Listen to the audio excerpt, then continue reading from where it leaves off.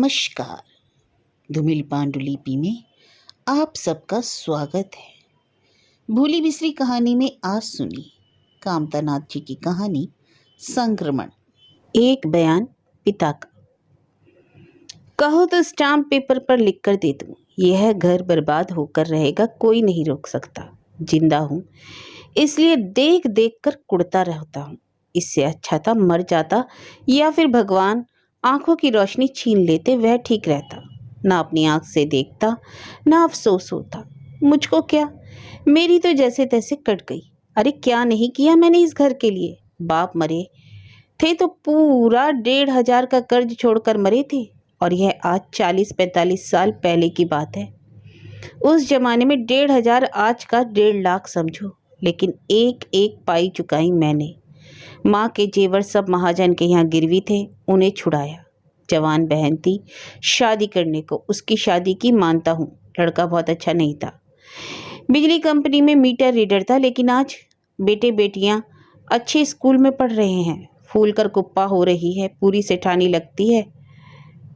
मकान तो अपना ही है, बिजली फ्री सो अलग, जितनी चाहो जलाओ। 3-3 कूलर चलते हैं गर्मियों में, जाड़ों में हर कमरे में हीटर। तनख्वाह से ज़्यादा ऊपर की आमदनी होती है। 2-2 गाड़ियां हैं, एक स्कूटर और एक मोटरसाइकिल। शादी हुई थी तो साइकिल भी नहीं थी घर में। इसी को कहते हैं भगवान जिसको देता है छप्पर फाड़ कर देता है। बाबू के मरने के बाद माँ 10 सालों तक और जी। कभी साल 2 साल में 10-5 दिनों के लिए ही बड़े भाई के यहाँ गई हो तो गई हो, प्रायः तो मेरे ही पास रहती थी। मजाल है कि कभी खाने पीने की तकलीफ भी हुई हो। जब तक जी साल में एक जोड़ा धोती और घर के खाने के अलावा 1 पाव दूध ऊपर से बंधा था। जब जब बीमार पड़ी हमेशा डॉक्टरी इलाज कराया, वह भी एलोपैथी। यह नहीं कि 4 आने की होम्योपैथी की या वैद्य जी की पुड़िया मंगाकर खिला दियो। मरने से पहले तो पूरे 1 महीने अस्पताल में भर्ती रही। बीवी के जेवर तक गिरवी हो गए थे। 1,500 फिर डॉक्टर ने ऑपरेशन क्यों बोले। बोतलों बोतलों खून और ग्लूकोज चढ़ा, सो अलग। मगर कैंसर का इलाज तो आज तक नहीं निकला। उस जमाने में भला क्या होता, चाहता तो यहीं रफा दफा कर देता, लेकिन नहीं। कानपुर ले गया गंगा जी, पूरी मोटर गाड़ी किराए पर की। 50 की 55 आदमी भी साथ गए। दाह संस्कार के बाद सबको चाय पानी कराया। लौटकर 10वीं 13वीं की, ब्राह्मणों को भोज दिया, दान दक्षिणा दी। 1 साल बाद बरसी भी की, जिसमें 100 आदमियों ने कम से कम खाया होगा। कहने को तो बड़े भाई भी थे, रस्म अदायगी के लिए आए भी, लेकिन क्या मजाल कि एक ढेला खर्च किया हो, जबकि तनख्वाह मुझसे दुनी नहीं तो 1.5 तो होगी ही। घर का ख्याल उन्होंने बाबू के जिंदा रहते नहीं किया तो माँ के मरने पर क्या करते। शादी के 6 महीने के भीतर ही घर छोड़कर चले गए थे। बाबू तब तक रिटायर हो चुके थे। कुंवारी बहन थी जवान, लेकिन बाबू की भी तारीफ करनी होगी। उन्होंने एक जबान नहीं कहा कि घर छोड़कर क्यों जा रहे हो, बल्कि भाभी के दहेज का सारा सामान, जेवर गहना कपड़ा लत्ता बर्तन भाड़ा, एक एक चीज गिनकर सहेजवा दी। माँ जरूर कुछ रोई धोई, लेकिन बाबू ने उन्हें डांट दिया। जिस आदमी को अपनी तरफ से माँ बाप का ख्याल नहीं, उस पर किसी के रोने धोने का क्या असर पड़ेगा। मैं अभी जिंदा हूँ, एक लड़का भी और है, सो तुम ना विधवा हुई हो ना निपुती, काहे की चिंता है तुमको। माँ चुप हो गई। बड़े भाई ने झुककर माँ और बाबूजी के पैर छुए, सामान से लदे हुए ट्रक पर बैठकर चले गए। क्या मजाल कि बाबू ने कभी उनका नाम भी लिया हो पलटकर। मैं तो उस वक्त बीए में पढ़ रहा था। बाबू की पेंशन से घर चलता था, लेकिन धीरे धीरे दिक्कत पड़ने लगी तो वह एक दुकान पर मुनीमगिरी भी करने लगे। मैंने भी ट्यूशनी शुरू कर दी, तब कहीं जाकर घर का खर्च चल पाया। मैं एमए में था कि बाबू अचानक चल बसे। शाम को दिल का दौरा पड़ा, रात होते होते प्राण त्याग दिए। पेंशन भी आधी रह गई, लेकिन मैंने हिम्मत नहीं हारी और ट्यूशनें करने लगा। सुबह निकलता तो रात 10 बजे लौटता। 6-6 7-7 ट्यूशनें एक वक्त में पढ़ाता था। जवानी इसी तरह कट गई। जवानी क्या, बचपन में भी कभी कोई सुख नहीं भोगा। बाबू रेलवे में मामूली नौकर थे, तनख्वाह ही इतनी नहीं थी कि अल्ले तल्ले होता। स्कूल जाते समय माँ बासी रोटी में घी नमक लगाकर दे देती, वही खाकर चला जाता। जेब खर्च किस चिड़िया का नाम है, कभी जाना ही नहीं बस। कभी चौथे छठे पैसे का अधन्ना मिल जा गया, उसी को गनीमत समझा, नहीं तो वह खाली हाथ हिलाते, कंधे पर बस्ता लादे चले जा रहे हैं। शुरू में पाठशाला में पढ़ा, नंगे पांव, बगल में तख्ती और हाथ में बुदुक का। उसके बाद स्कूल जाने लगा। 2 मील से क्या कम रहा होगा, मगर किसी सवारी की बात मन में आई नहीं। हाँ, इंटर में पहुंचा तब जरूर डरते डरते माँ से कहा कि पिता से कहीं साइकिल दिला दे, कॉलेज जाने में थक जाता हूँ। और कॉलेज था भी अच्छा खासा दूर। शुरू में पिता ने टाल दिया, लेकिन जब खुद देखा कि कॉलेज से आकर निढाल होकर बिस्तर पर पड़ा रहता हूँ तो माँ के बार बार टोकने पर साइकिल खरीद दी, वह भी सेकंड हैंड नीलामी वाली। तभी से कभी इकन्नी कभी दुअन्नी मिलने लगी, लेकिन जेब खर्च के नाम पर नहीं, बल्कि इसलिए कि रास्ते में कहीं साइकिल पंचर ना हो जाए। अब क्या क्या बताऊं, कपड़ों का तो यह हाल था कि हाई स्कूल तक घर के धुले बिना इस्त्री के कपड़े पहनकर जाता था। ऊनी पैंट पहली बार बीए में पहुंचने पर पहनी। कोट तब भी नहीं, कोट पहली बार तब बना जब एमए में था और कॉन्वोकेशन में बीए की डिग्री लेने जाना था। तभी 1.5 रुपए की 20 आने की एक सड़ियल टाई खरीदी पहली बार। बांधना फिर भी नहीं आता था, एक लड़के से बंधवाकर गले में लटका ली। सो इस तरह तो कटी जवानी, लेकिन बच्चों का शुरू से ख्याल रखा कि किसी तरह कष्ट न होने पाए। साहबजादे की तो हर जिद पूरी की। 2-2.5 साल के रहे होंगे तब से सूट पहन रहे हैं, बाटा के जूते, टाई और हैट। एक बार मुश्किल से 4-5 साल के रहे होंगे, एक दुकान पर जिद पकड़ ली कि फौजी सूट पहनेंगे जिसमें सीटी और कंधे पर सितारे लगे होते हैं, बेल्ट और नकली पिस्तौल होती ही है। 100 की 150 का था, पर दिया खरीद कर। तीसरे दिन ही खोचा लगा रहे। पत्नी डांटने रपटने लगी तो मैंने कहा जाने दो, बच्चा ही तो है, क्या समझेगा अभी। शुरू से अंग्रेजी स्कूल में भर्ती कराया, घर पर मास्टर लगाया, सो अलग।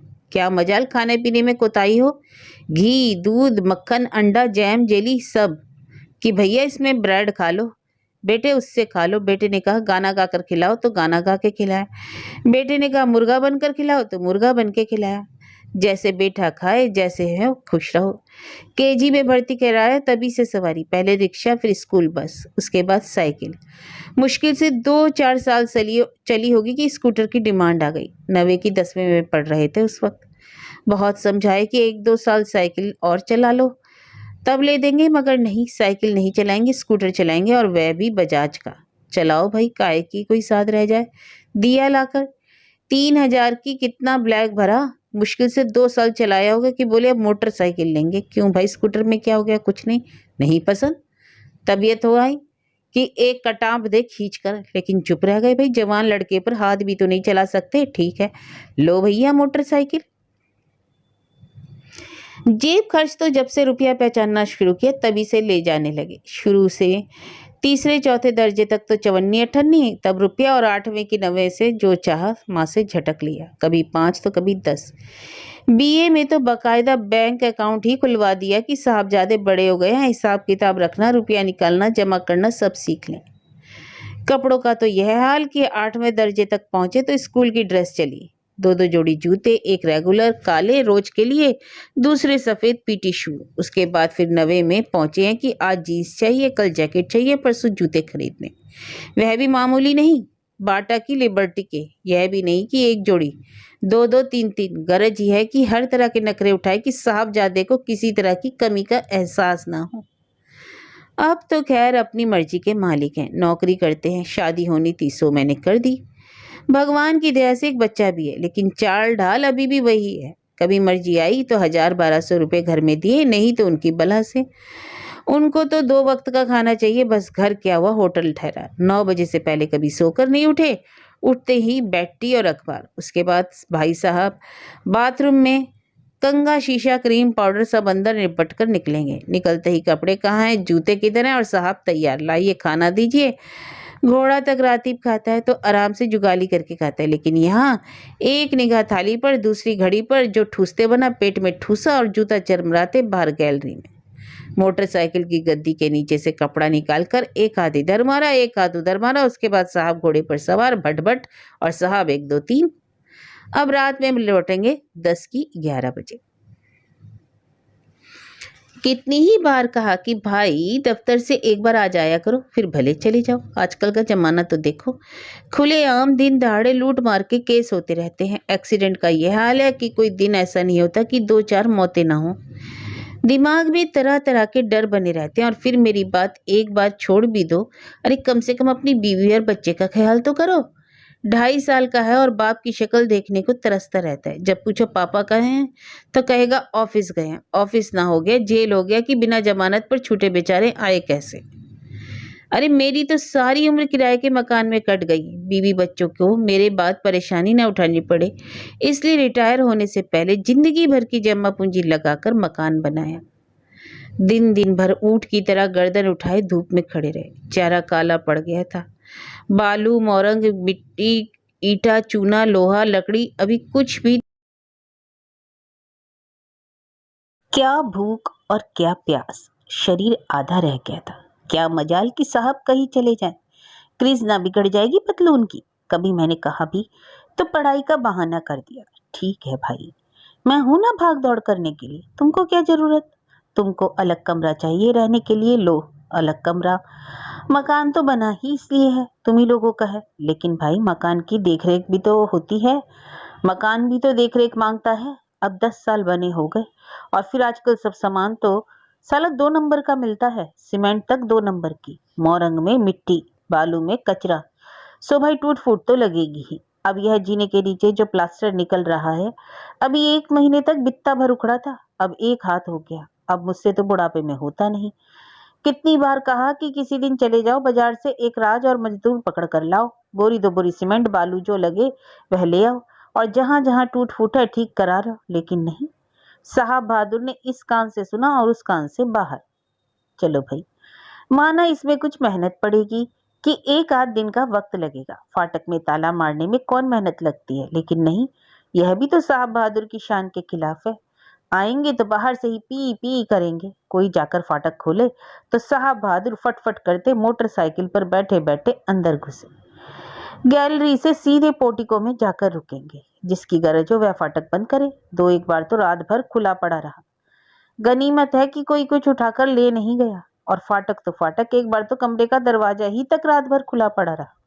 मैं सुबह चिड़िया को दाना देने उठा तो देखता हूँ कि कबूतर के डैनों की तरह दोनों पल्ले खुले पड़े हैं। मैं तो समझा कि आज लंबी चोरी हो गई, लेकिन ऊपर वाले की मेहरबानी कि कुछ गया नहीं।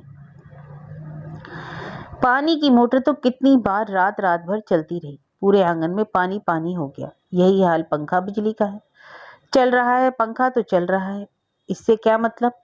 कूलर तो गर्मियों में 24 घंटे चलता है। एक बार तो यहाँ वो तक हुआ कि साहब बहादुर बीवी बच्चे समेत सिनेमा गए, कूलर चलता छोड़ गए। बाहर से कमरे में ताला। सो यह नहीं कि कोई और बंद कर दे। क्यों भाई, यह कूलर क्यों चलता छोड़ गए थे, मैंने पूछा तो बोले बंद कमरा गर्म हो जाता है, फिर कौन घंटा भर इंतजार करे कि ठंडा हो। ठीक है भाई, जो तुम कहो सो ठीक, कौन बहस करे तुमसे। मैं तो यह जानता हूँ कि आधी जिंदगी बिना कूलर के काटी है। बिजली ही नहीं थी घर में तो कूलर कहाँ से होता। और अब भी इस कूलर फूलर से तो मुझे कुछ लेना देना नहीं। मजे से खरहरी चरपाई पर पानी छिड़क कर सोता हूँ। बस कलक यह होती है कि बिला वजह बिजली का तिगुना चौगुना बिल भरा जाता है, वह भी टाइम से आता कहाँ है। अब पिछली बार क्या हुआ, पूरे साल का बिल 12,000 का बनाकर भेज दिया। मैंने कहा कि ठीक करा लो नहीं तो बत्ती कट जाएगी। बोले इसमें एनआर लिखा है, यानी रीडिंग के बिना ही बिल आ गया है, इसलिए बिजली नहीं कटेगी। एक आदमी से कह दिया है अगली बार ठीक होकर आ जाएगा, लेकिन अगली बार आया 17,000 का। मैंने सोचा इस तरह तो घर की कुड़की ही हो जाएगी। गया इस बुढ़ापे में बिजली कंपनी, घंटों लाइन में खड़ा रहा, धक्के खाए। इस बाबू के पास नहीं उस बाबू के पास जाइए, जेई साहब से मिलिए।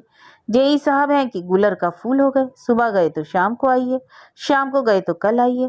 किस्सा को तहा 10-15 दिन की भाग दौड़ के बाद 9,500 का बिल बना। वह तो 10,000 का फिक्स पड़ा था, उसे तुड़वा कर भरा, नहीं तो बिजली ही कट जाती। अरे बिजली तो बिजली, नल तक खुला पड़ा रहता है। बेसिन में हाथ धोया, नल खुला छोड़ दिया, बह रहा है साहब। जब तक टंकी खाली नहीं हो जाती बहेगा। किचन का नल तो 1 महीने से बह रहा है। टोटी की चूड़ियां मर गई हैं, सो इस्तेमाल के बाद उसमें कपड़ा बांध दिया जाता है। अब लाख कपड़ा बांधो, पानी की धार भला रुकेगी उससे। यह नहीं होता कि एक नई टोटी खरीद लाए और रिंच लेकर बदल दे।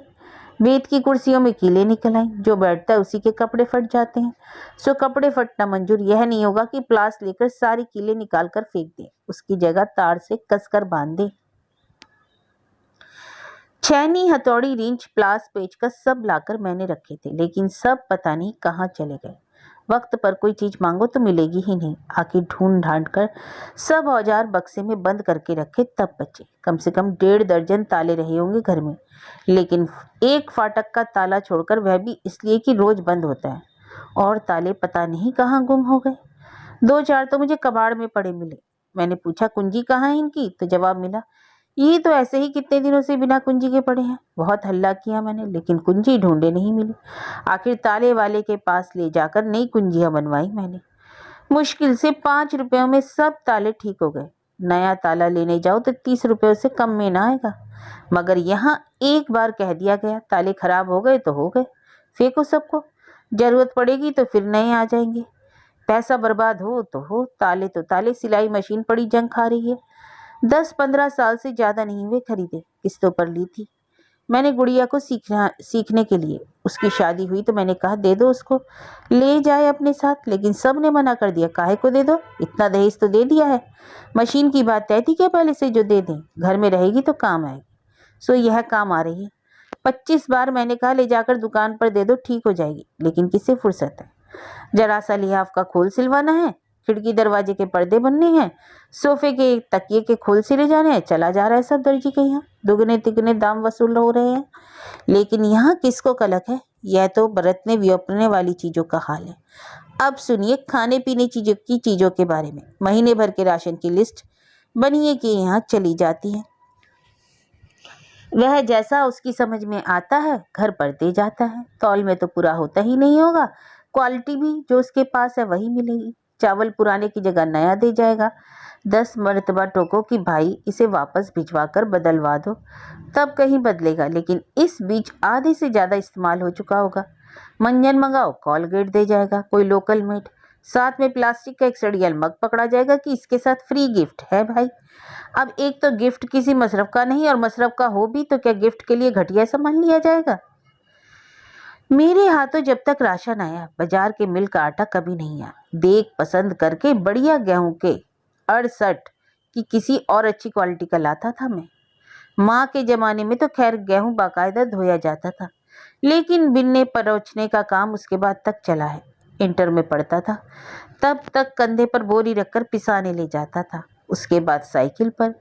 पिता की सख्त ताकीद रहती थी कि गेहूं आग के सामने पिसे, सो खड़ा रहता था मैं चक्की के पास। लेकिन जब से साहबजादे राशन लाने गए हैं, तब से गेहूं देखने को आंखें तरस गईं। पिसा आटा आता है बोरी में बंद, पता नहीं कितने साल पुराना हो। पीसने से पहले मशीनों से सब सद खींच लिया जाता है गेहूं का, तभी तो चमड़े जैसी रोटी बनती है।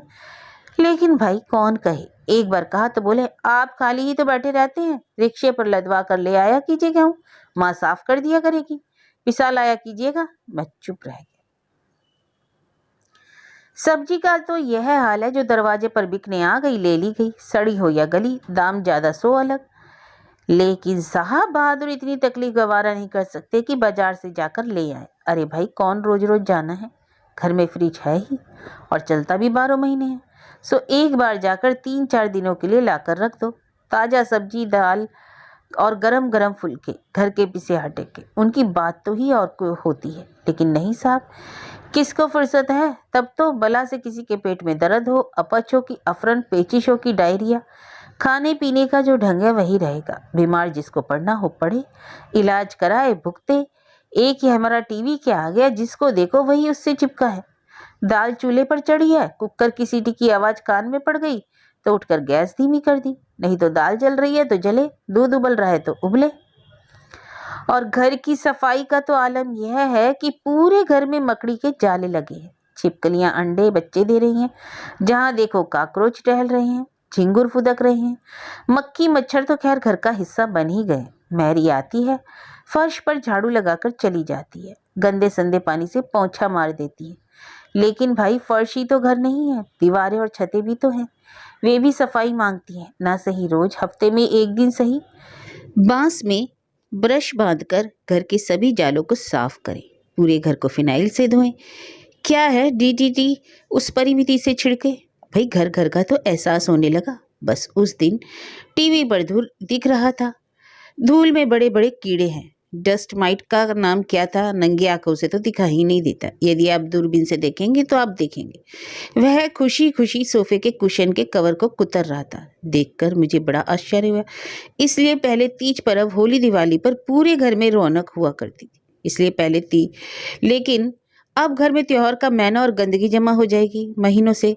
जब होली होती है तो फर्श और दीवारों को पेंट से ढक दिया जाता है।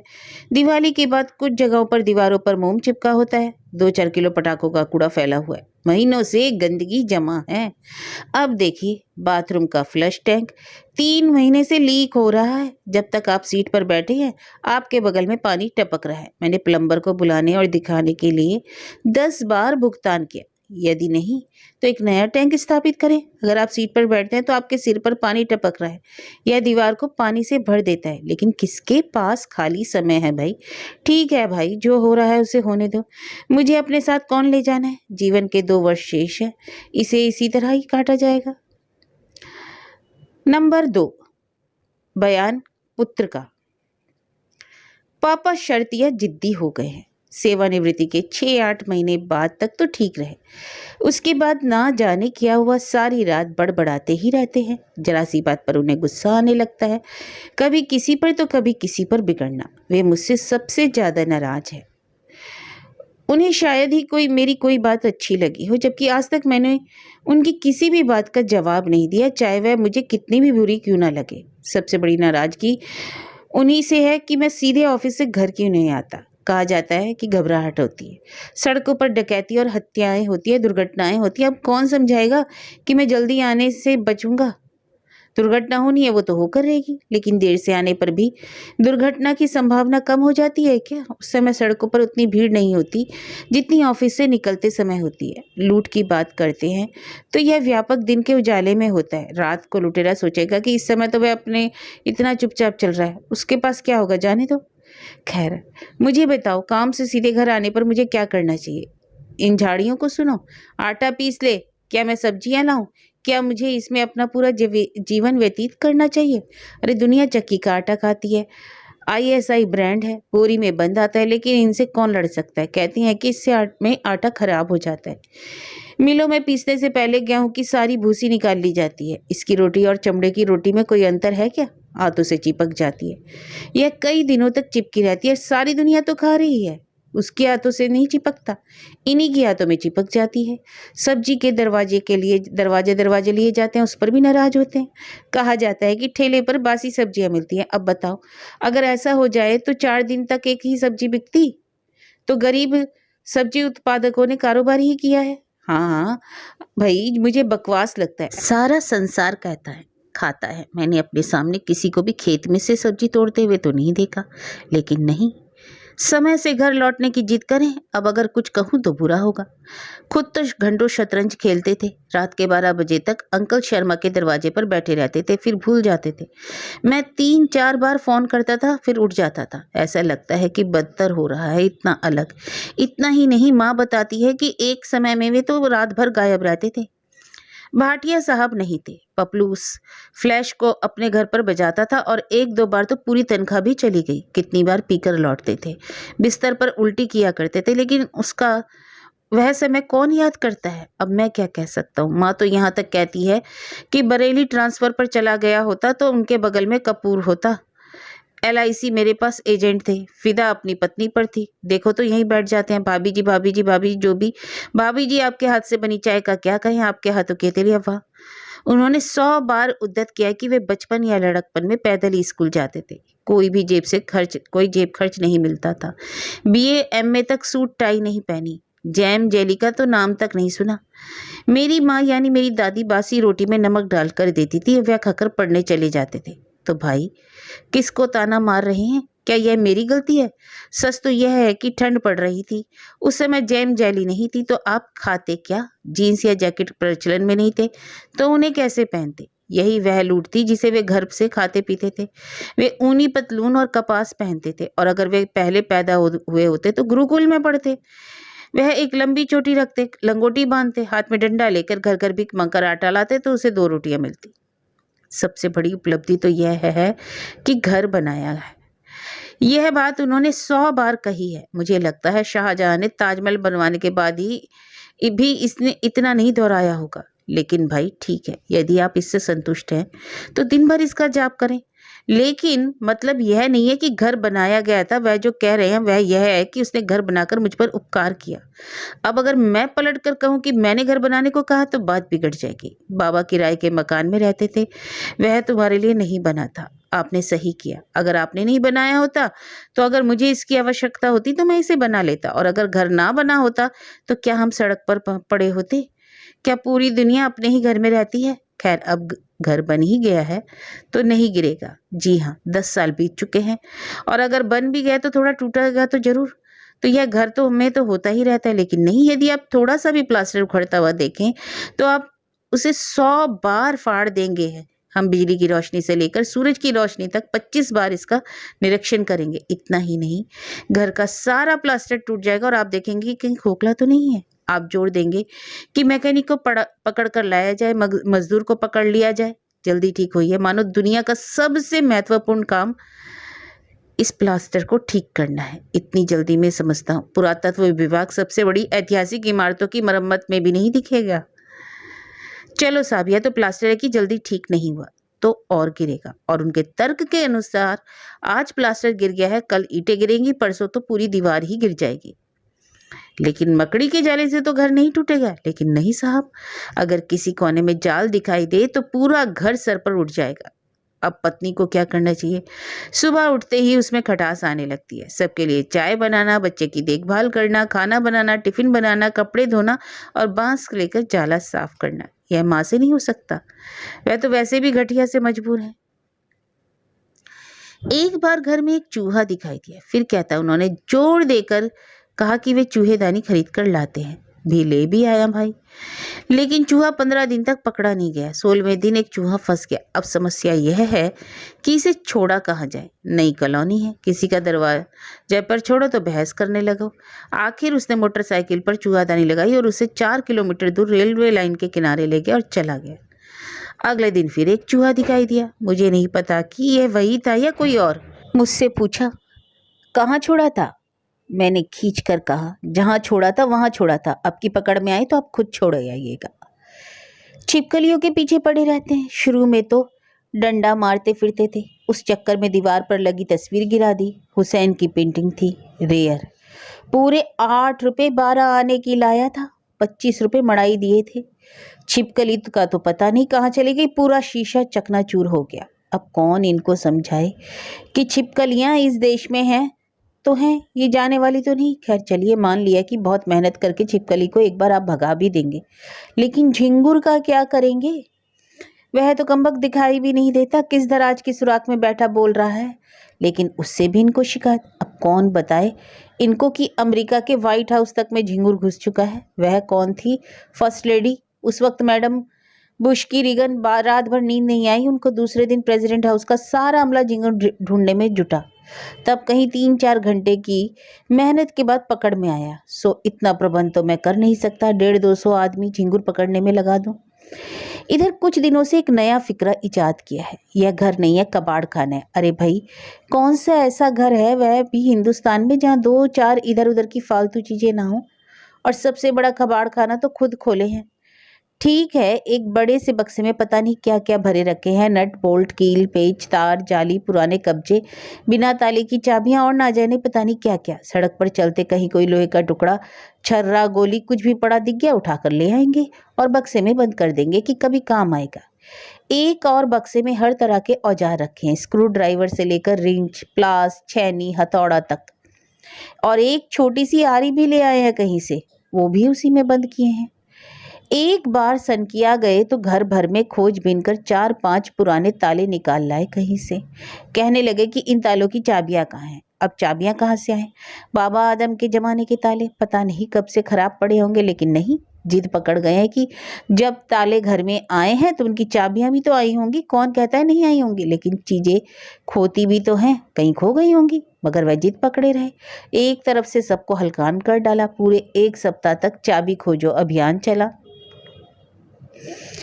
लेकिन चाबियां नहीं मिलनी थी सो नहीं मिली, मगर यह कहाँ हार मानने वाले। बाजार जाकर चाबी वाले से चाबियां बनवा कर ही ले आए, तब चैन पड़ी। तब से सारे ताले सहेज कर अपनी अलमारी में रखे हैं। मशीन में तेल डालने वाली कुप्पी पा गए हैं कहीं से और उसमें कड़वा तेल भरे रखे हैं। हर छठे सातवें दिन सारे तालों में तेल डालकर उन्हें धूप दिखाते हैं। यही नहीं, सारे खिड़की दरवाजों के कब्जों, सिटकनियों और कंडों में तेल डालते फिरते हैं। जो भी दरवाजा खुलता हूँ उसके कपड़ों में तेल लग जाता है। मगर किसकी मजाल जो इन्हें कुछ कहे। कहे सुने तो फिर सिर पर नहीं उठा कर ले जाऊंगा। मरूंगा तो सब यहीं छोड़कर जाऊंगा। तब जो समझ में आए करना। मुझसे अपनी आंखों बर्बादी तो नहीं देखी जाती, इसलिए हलकान होता रहता हूँ। सो भाई, किसने कहा हलकान होने को? जब इस बात का एहसास है कि सिर पर उठाकर नहीं ले जाओगे तो क्यों फंसे हो इस माया मोह में। भगवत भजन में मन लगाओ, सुबह शाम 2 घंटे बैठो, रामायण गीता का पाठ करो। मगर नहीं, रात भर उठकर टहलते हैं। हर खिड़की दरवाजा ठोक ठोक बजा बजा कर देखते हैं कि बंद है कि नहीं। कभी कोई दरवाजा खुला रह गया तो दूसरे दिन सुबह सुबह सारा घर सिर पर उठा लेंगे। चोरी हो जाती तो अब उनसे कौन बहस करे कि आजकल चोरी डकैती दरवाजा खुला रह जाने से नहीं होती। आजकल चोर की डाकू की पूरी योजना बनाकर कॉल बेल बजाकर शान से आते हैं, सीने पर पिस्तौल रखकर सामान ले जाते हैं। अभी 1 महीना नहीं हुआ, इसी कॉलोनी में रात के 11 भी नहीं बजे होंगे, भसीन साहब के यहाँ डकैती पड़ी थी। डाकू पूरी ट्रक साथ लेकर आए थे। रात भर सामान लदता रहा। सुबह 4 बजे ट्रक स्टार्ट करके चले गए। भसीन साहब पूरे परिवार सहित घर में थे। सबको रस्सियों से बांधकर मुंह में कपड़ा ठूस दिया था। सुबह जब मेहरी आई तब चिल्लापो मची, लेकिन इनको कौन समझाए। इनका बस चले तो रोशनदान तक में ताला डलवा दें। इधर पिछले कई दिनों से चिड़िया चुगाने की आदत डाल ली है। सुबह उठते ही रसोई में घुस जाएंगे, रोटी वाला डब्बा खोलकर उसमें रोटी निकालकर मीस मीस कर पूरे लॉन और गैलरी में फैला देंगे कि चिड़िया आकर खाएगी। चलिए भाई, खिलाइए रोटी, इसमें भी किसी को क्या एतराज हो सकता है। लेकिन इसमें भी फजीहत खड़ी होने लगी। रोटी अगर एक से ज़्यादा बची तो यह इतनी सारी रोटियां क्यों बर्बाद की जा रही हैं, और अगर एक भी नहीं बची तो यह कि चिड़ियों को खिलाने तक के लिए रोटी नहीं बचती। अब बताइए भाई, इसका क्या कोई इलाज है? इसी को तो कहते हैं चित भी मेरी और पट भी मेरी, यानी मुझको तो मीन में एक निकालनी ही है, तुम जो भी करो। आखिर हार कर इनकी झाएं झाएं बंद करने की गरज से मैंने पत्नी से कहा कि एक रोटी कटोरदान में छोड़कर बाकी किसी बर्तन में छिपाकर फ्रिज में रख दिया कर। मगर साहब, इनकी निगाह से कहाँ से चीजें बचने वाली हैं। यह तो सुबह उठते ही जैसे सारे घर की तलाशी लेने लगते हैं। आखिर एक दिन फ्रिज में छिपाकर रखी गई रोटियां इन्हें दिख ही गई। अब यह शिकायत तो पीछे पड़ गई कि इतनी रोटियां बची क्यों। नई शिकायत यह पैदा हो गई कि मुझसे बात छिपाई भी जाती है ताकि मैं कुछ कहूँ नहीं। क्यों बर्बाद, जितना करना है कर लो बर्बाद। पेट काट काट कर मैंने यह गृहस्थी जोड़ी है, उड़ाओ सब मिलकर, लुटाओ दोनों हाथों से, फूंक डालो सब कुछ।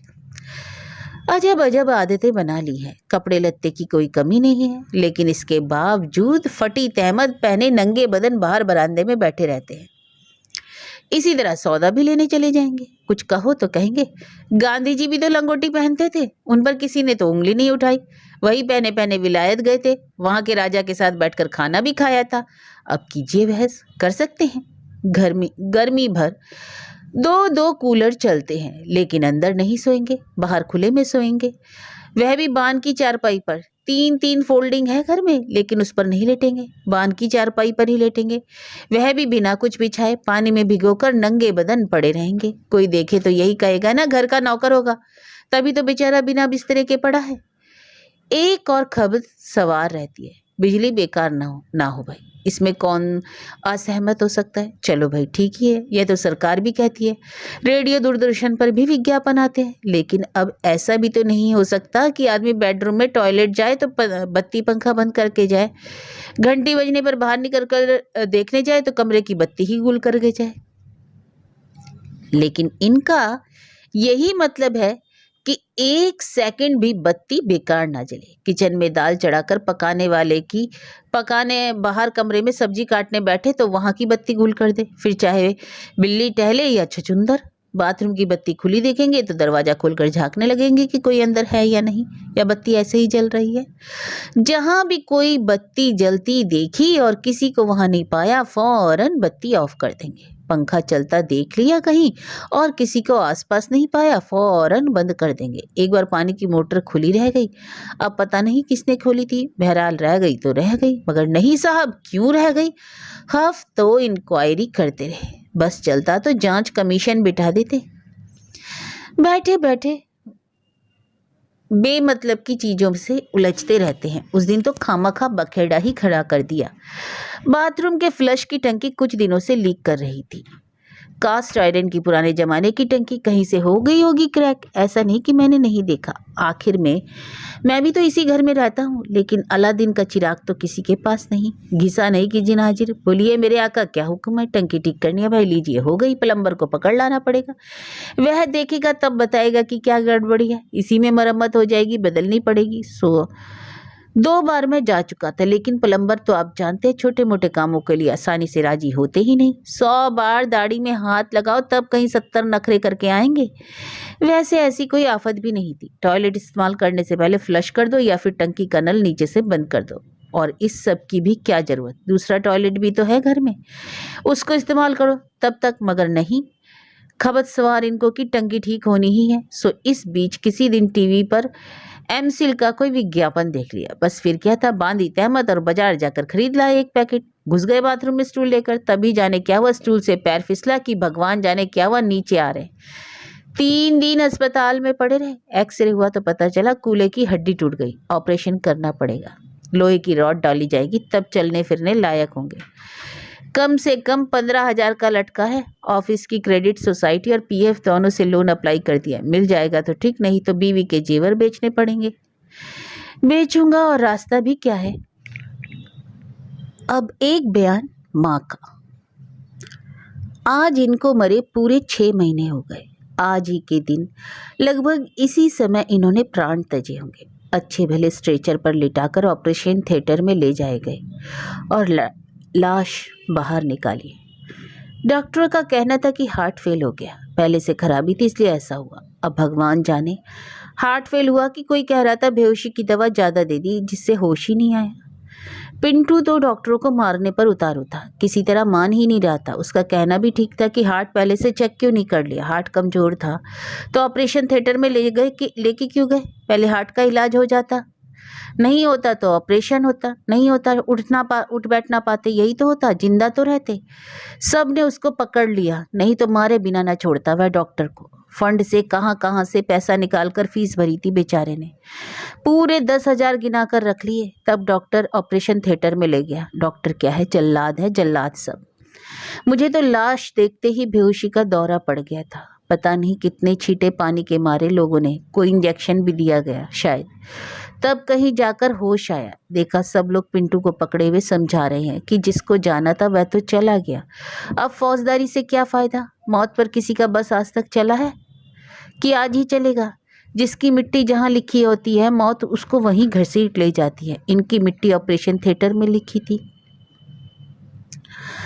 कहावत कही गई है ना, हिले रोजी बहाने मौत। नहीं तो ना वह मरा विज्ञापन देखते टीवी पर, और ना स्टूल लेकर बाथरूम में टंकी ठीक करने जाते, और जहाँ इतने दिनों से बह रही थी और थोड़ी बहने देते, कुछ दिन और बहती रहती। लेकिन मेरे भाग्य में तो रंडापा भोगना लिखा था। जिंदा थे तो अक्सर कहते रहते कि तुमसे पहले ही मर जाऊंगा, और मैं कहती मरे तुम्हारे दुश्मन, तुम क्यों मुझे विधवा बनाना चाहते हो, ऐसे बुरे कर्म किए होंगे तभी तुम्हारी मिट्टी देखूंगी। नहीं तो औरत की मर्जात इसी में है कि सधवा मरे, मांग में सिंदूर और पाँव में बिछुए पहनकर चिता पर चढ़े, नहीं तो औरत की जिंदगी अकारत है।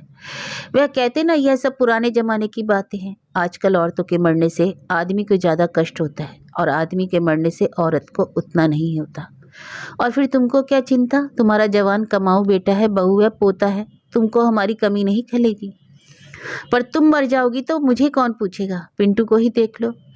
एक को बात नहीं मानता है मेरी, इतनी बार कहा वक्त से घर आ जाया करो, घर की जिम्मेदारी समझो, सुनता है भला मेरी। मैं समझाती तुमको क्या करना, तुम अपनी 2 जून की रोटी खाओ, चींटी चिड़िया चुगाओ, सुबह शाम बाहर टहलने निकल जाया करो। पोता बड़ा हो रहा है, उसे बैठाकर काका गा ABCD पढ़ाओ। बस एक ही चिंता उनको खाए जा रही थी कि घर बर्बाद हो रहा है। पिंटू उनकी बात पर ध्यान नहीं देता, इस कान से सुनता है, उस कान से निकाल देता है। कितनी साद से उन्होंने मकवान बनाया था, जरा सा प्लास्टर उखड़ता था तो उनके कलेजे पर हूक उठती थी। मैं समझाती रहती कि मकान में टूट फूट तो लगी रहती है। वह कहते टूट फूट लगी रहती है, वह तो सही है, लेकिन टूट फूट ठीक भी तो होनी चाहिए। पिंटू को नहीं चाहिए कि इस तरफ ध्यान दे। चलो खुद से ना ध्यान दे, मेरे कहने से तो दे दे। मेरी उम्र हो गई है, अब इतना काम होता नहीं मुझसे, जल्दी थक जाता हूँ मैं कहती नहीं होता तो चुपके बैठो ना, जैसा हो रहा है वैसा होने दो। पिंटू अभी जवान है, क्या समझे दुनियादारी। जवानी में कोई किसी चीज की परवाह करता है? तुम करते थे कि तुम्हारा बेटा ही करेगा। उसके खेलने खाने के दिन है, दोस्तों के बीच बैठकर गपशप लड़ाता होगा जैसे तुम लड़ाते थे। रात रात भर ताश पत्ता खेलते थे कि नहीं? लेकिन उनको यही चिंता खाई जा रही थी कि अभी से पिंटू का यह हाल है तो आगे तो भगवान ही मालिक है। पता नहीं क्यों जैसे जैसे उनकी उम्र बढ़ रही थी वैसे वैसे मोह माया भी बढ़ रही थी। स्वभाव भी चिड़चिड़ा होता जा रहा था। कोई कह रहा था कि शक्कर की बीमारी के मारे ऐसा होता है। उस बीमारी में आदमी को गुस्सा ज्यादा आता है। जो भी हो, ऊपर से तो कुछ भी ना पता चला कि शक्कर की बीमारी है, नहीं तो इलाज हो जाता। पिंटू को भी अफसोस है कि ना शक्कर की बीमारी का पता चला, ना दिल की कमजोरी के बारे में। किसी डॉक्टर ने कभी कुछ बताया ही नहीं। आखिर छोटी मोटी बीमारी में डॉक्टर को दिखाने जाते भी थे, उसको बताना चाहिए था ना। पहले से पता चलता तो जमकर इलाज हो जाता। मुझको तो लगता है कि महंगाई खा गई उनको। हड्डी टूटना तो बहाना था, नहीं तो 65-66 की कोई उम्र होती है आजकल। रिटायर हुए थे, कितने खुश थे। दफ्तर की विदाई पार्टी में यारों दोस्तों ने ढेर सारे प्रेजेंट दिए थे। रिक्शे पर लदे फदे घर लौटे तो बोले चलो हो गई नौकरी, अब कुछ आराम करूंगा जिंदगी में। कितने लोग तो घर पहुंचाने आए थे। सभी कह रहे थे कि आजकल किसी को रिटायरमेंट पर इतने प्रेजेंट नहीं मिले जितने इनको मिले थे। दूसरे ही दिन बाजार जाकर 1 किलो बादाम लाए और गांधी आश्रम वाली शहद की शीशी। मुझसे बोले लो रोज शाम को 4-6 बादाम भिगो दिया करना, सुबह घिसकर शहद के साथ खाऊंगा। मौसमी फल तो हर वक्त घर में बने रहते। हफ्ते में 2 बार खुद जाकर गोश्त लाते। मुझसे कहते खूब गला कर पकाना और मसाला कम डालना, मसाला नुकसान करता है। मैं बनाकर देती तो शौक से बैठकर खाते। कहते जवानी तो झीकते भी थी, बुढ़ापे में आराम करूंगा अब। भगवान की दुआ से इतनी पेंशन मिल जाती है कि किसी बात की कमी नहीं पड़ेगी। पिंटू एक बार ना भी दे एक को पैसा घर में तो भी राम जी की कृपा से कभी कमी ना होगी। लेकिन कमी होने लगी। धीरे धीरे चीजों के दाम ड्योड़े दुने तिगने हो गए। घर का खर्च जो 2,500-3 हजार में चल जाता था, 5 हजार भी कम पड़ने लगे उसके लिए। सो एक एक करके खर्चे कम किए जाने लगे। पहले बादाम बंद हुए, फिर गोश्त, फिर फल। सुबह जहाँ दही जलेबी ब्रेड मक्खन अंडे का नाश्ता होता था, वहाँ नमकीन पूरी बनने लगी। बाद में तो नाश्ता करना भी छोड़ दिया उन्होंने। मैंने कहा भी कि पूरी पराठा अच्छा ना लगता हो तो तुम्हारे लिए अलग से अंडा की मक्खन मंगा दिया करे। बस बिगड़ उठे, बोले बच्चा हूँ क्या मैं, और तुम क्या समझती हो कि इस मारे नाश्ता नहीं करता हूँ। इस बूढ़े शरीर को अब और चाहिए क्या? कुछ भी खा लूं मैं, इस शरीर में अब कुछ लगने वाला नहीं, बल्कि नुकसान ही करेगा। इसलिए कहते हैं ना कि बुढ़ापे में जितना कम खाए उतना ही ठीक। कपड़ों के बारे में भी मैंने कहा कि ना हो तो खद्दर भंडार से ही 2-4 कुर्ते पजामे ले आओ अपने लिए। अच्छा लगता है कि तहमत पहने बाहर बैठे रहते हो। अब इतना टोटा भी नहीं है पैसों का कि नंगे उधारे बैठे रहो। मेरी बात सुनकर एक क्षण चुप रहे, फिर बोले अब इस तन को और क्या चाहिए? कफन चाहिए सो कोई ना कोई डाल ही देगा। अरे भाई क्यों ऐसी अशुभ बातें निकालते हो? मैंने कहा तो बोले मैं अब और ज्यादा जीऊंगा नहीं, ज्यादा से ज्यादा 4-6 महीने या 1 साल।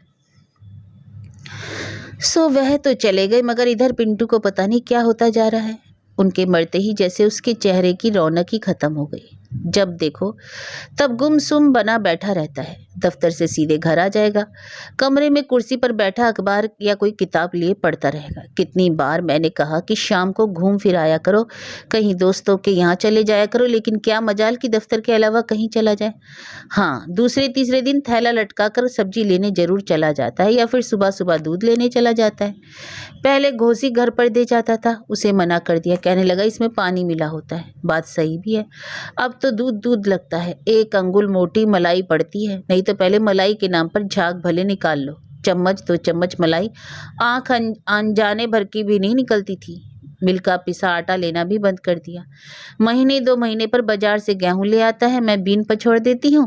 पहली बार उसने देखा तो बहू पर बिगड़ने लगा कि चौधराइन बनी बैठी हो और मम्मी गेहूं बना रही है। बहू तुरंत भाग कर आई, लेकिन मैंने ही मना कर दिया कि इसी बहन ने थोड़ा हाथ पैर तो चला लिया करूंगी, नहीं तो गठिया ने तो पकड़ ही रखा है। पिछले कुछ दिनों से एक और बात देख रही हूँ। रात में सोने से पहले नलों की टोटियां देखता है कि बंद है कि नहीं। बाथरूम की वह मरी टंकी तो बदल ही गई है। रसोई के नल में भी नई टोटी लगा दी। कहीं कोई फालतू बत्ती जल रही होगी कि पंखा चल रहा होगा तो बहू पर बिगड़ने लगेगा कि पैसा क्या पेड़ में लगता है जो ये बेकार की बिजली फूकी जा रही है। सब उन्हीं के लक्षण आते जा रहे हैं। अभी कल परसों की बात है, रात में कुछ खटपट हुई तो मेरी आंख खुल गई। देखती क्या हूँ कि दरवाजे के कुंडे सिटकनी टटोल रहा है कि ठीक से बंद है कि नहीं। मैंने देखा तो मेरा मन अंदर से कांप उठा। वह तो बुढ़ापे में यह सब करते थे, इसको क्या होता जा रहा है। हे भगवान, दया करना।